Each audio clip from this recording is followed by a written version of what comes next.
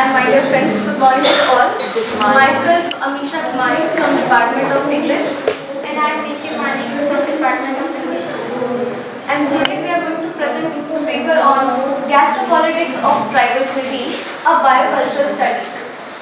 So, before I start the presentation, I want to ask you guys a question.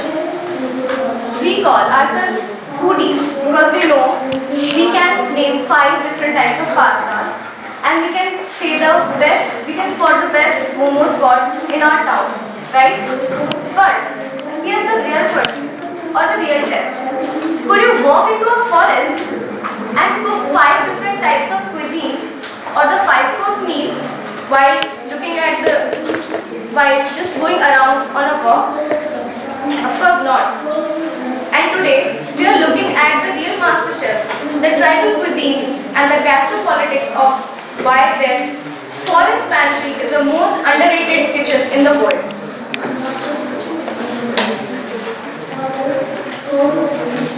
Okay, so gastropolitics. Arjun Appadure introduced the concept in his article Gastropolitics in Hindu South Asia, published in Journal American Ecologist in August in 1981. Appadure defined gastropolitics culture for economic resources as it emerges in social transactions around food.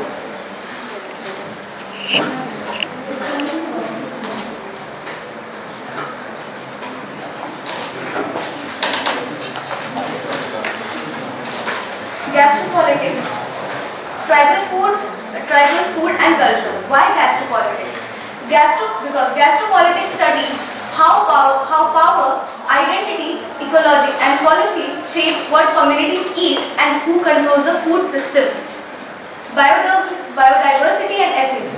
Tribals and their cuisines have a great relationship with nature and they follow the forest rhythms. Marginalized voice. Indigenous food systems are often sidelined from the mainstream policy and of the market discussions. Sovereignty and rights. Cultural heritage is intrinsically linked to land rights and cultural survival. Historical, social and psychological lens. Historical evolution. Pre-colonial sovereignty. Forests in the pre-colonial era or the time period, forests were open pantries for tribal peoples. It was because they had a deep knowledge of wild edibles and medicinal plants. Colonial restrictions. In the colonial era, the Forest Act limited the foraging rights of the tribal peoples, which forced them into settling in agriculture and monocultures. Modern challenges, erosion of traditional diets due to market dependence and displacement. Social and psychological, identity and belonging. Food distinguishes tribals and clans specific preparations as cultural marks. Rituals of sharing. Communal feast strengthens bond in tribes. Food is viewed as a shared resource, not private property. Resilience and memory. Traditional taste provides psychological comfort and resistance against cultural assassination.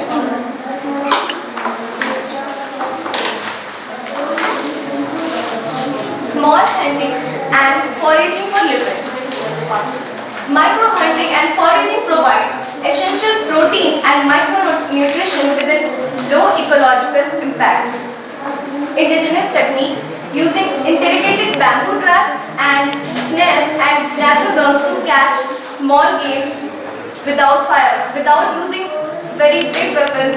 People used to catch using small traps and bamboo traps and natural gums.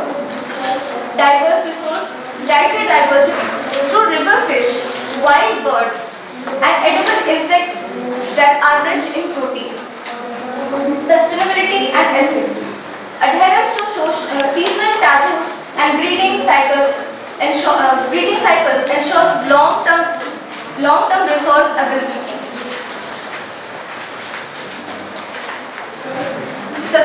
sustainable food land relations. Tribal cuisines operate as circular food systems tied to local ecologies, prioritizing minimal waste and selective harvest. Minimal waste, utilization of the whole plant and animal with composting and ashes reuse, closing the loop. Selective harvesting, taking only what is needed, ensures regeneration and respects breeding cycles. Shared stewardship, management of commons through shared knowledge and seed preservation.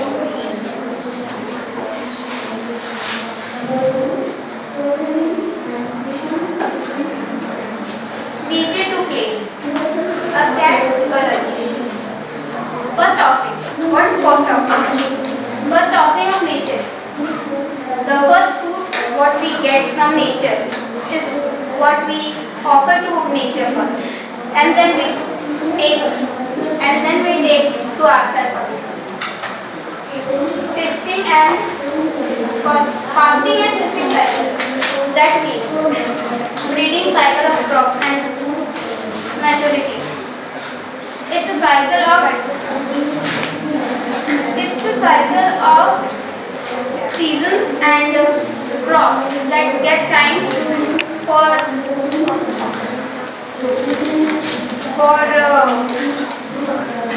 re-preparation of crops to get proper time and mature it properly at the specific time of season. Communal sharing. Food treated as a shared common holding is often culturally forbidded to maintain social balance. That means sharing with each other. It means sharing is caring, obviously.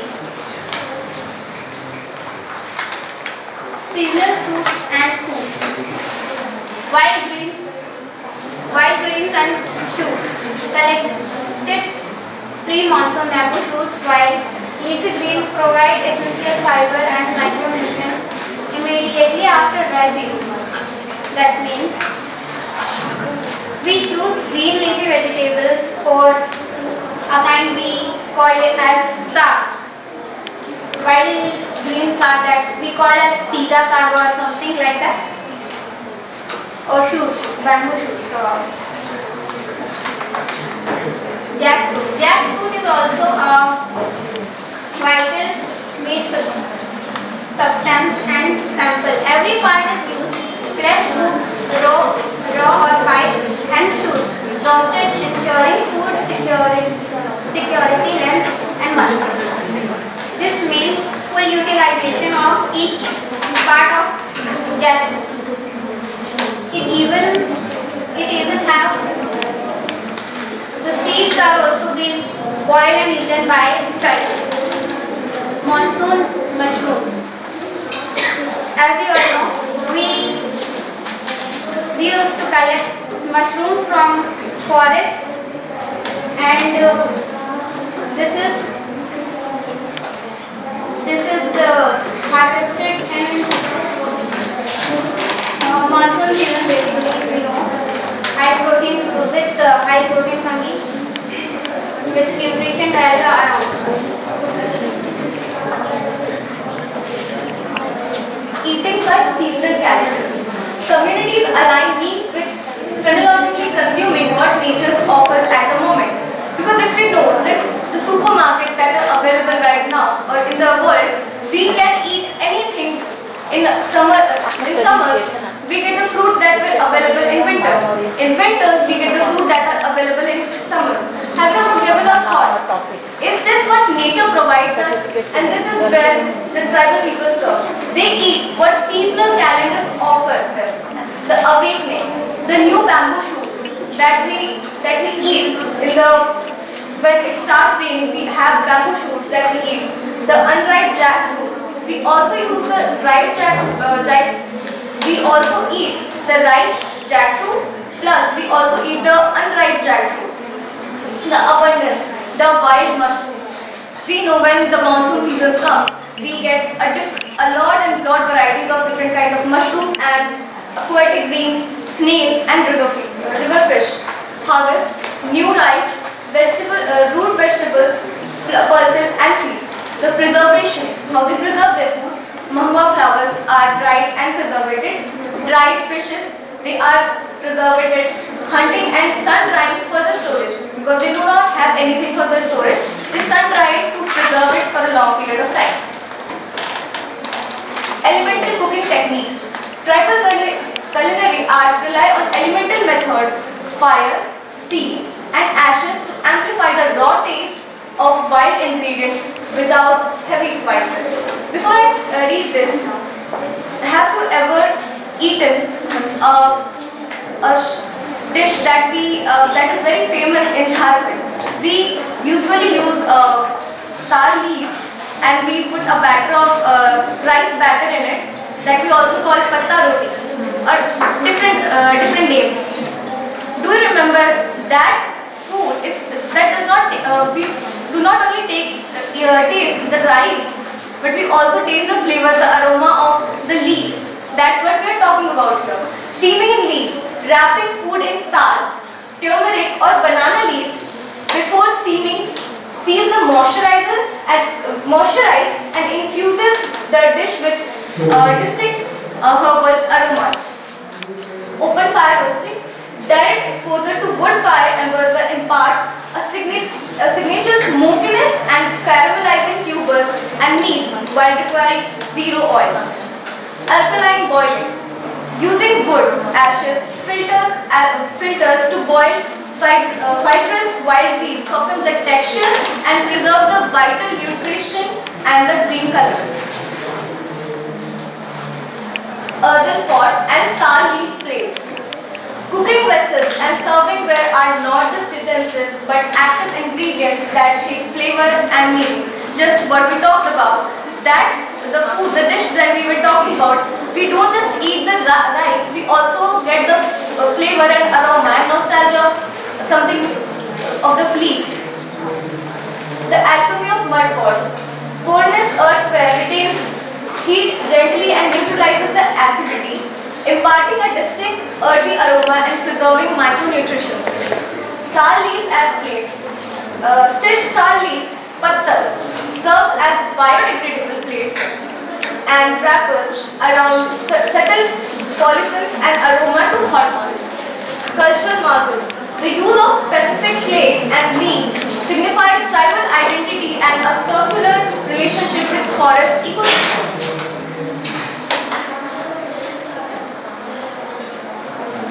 Insects and animals in the diet. Nutritional powerhouse. Example like red ant chutney and bee larvae offer high quality protein, calcium and zinc, often exceeding livestock. Low impact harvesting.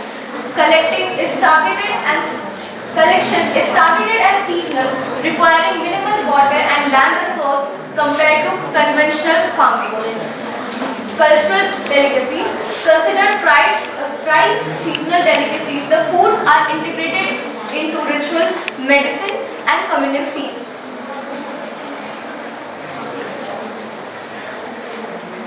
Fermentation and traditional recipes. Broth.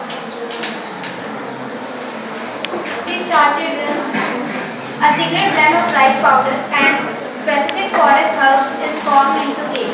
This starch cultivated the white grapes and has enzymes needed for fermentation, including and fermentation. Cooking gluten, rice is cooked, mixed with the starch and stayed in the hot mixture, undergoes aerobic fermentation for 3 days, develop alcohol and probiotics. Strain and serve. Water is added to the mash, strain and served as ponga, hadia or rulo. It is central to festival, hospitality and ancestors offering. How nutritional needs are met. Nutritional adequacy emerges from diversity of wild and domestic food, specialized processing techniques and communal sharing. Dietary diversity, combining wild greens, tubers, pulses, fish ensures wide range of micronutrients. Nose to tail eating, consuming organs of meat, blood and bone marrow maximizes the protein and mineral intake. Preservation and processing, fermentation and sun drying techniques enhance bioavailability and stores nutrition for lean seasons. Collecting nutrition from plants, maximizing bioavailability through diverse sources and elemental process techniques. Sourcing and foraging, wild diversity, uncultivated greens, seeds, nuts and tubers provide essential micronutrition.